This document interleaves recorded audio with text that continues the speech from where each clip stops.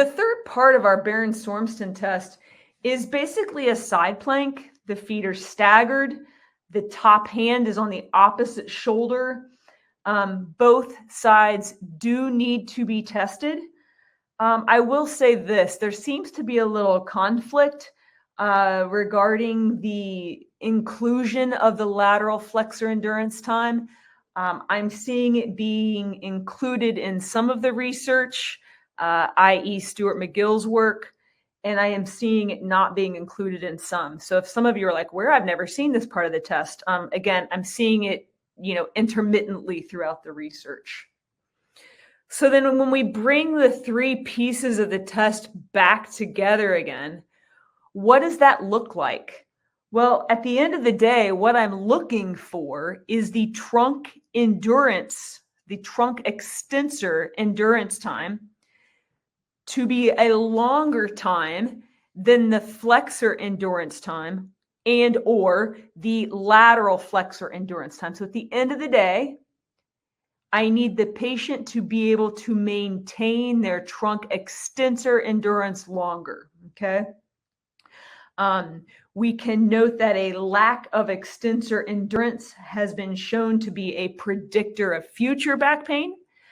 I think that a lack of extensor endurance may flag a patient that may be not ready to tackle some of the more vigorous activities of daily living that would include a hip hinge or deadlift. I'll also say that for those individuals that may be 60 years or older, we have not seen times established for them. I would also just say that I can... Between the metatarsal heads, think about a Morton's neuroma. That's where I will take the tip of GT6 as I demonstrated in the video. I'll wrap that electrode around the center of that GT6. And then I can take the tip of GT6 right in between those metatarsal heads, and I can treat that scar tissue. And again, when I'm running that current through the instrument, that's going to allow that technique to be much more tolerable to the patient. And they can typically tolerate that intervention much more comfortably than with a traditional application of Graston technique.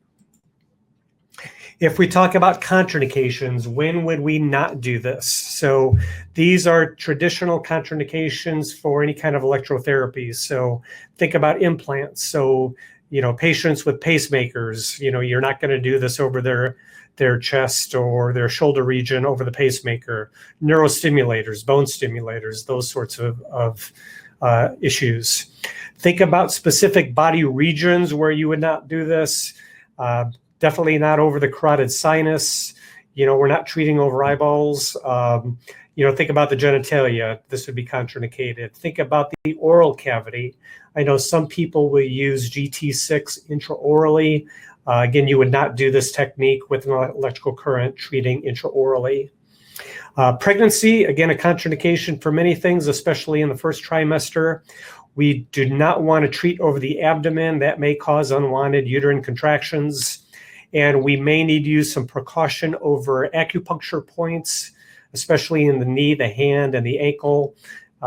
So that would be more of a precaution, not a contraindication. Epilepsy, treating over the head, neck, and shoulders may induce seizures. So again, that would be contraindicated. Thrombosis,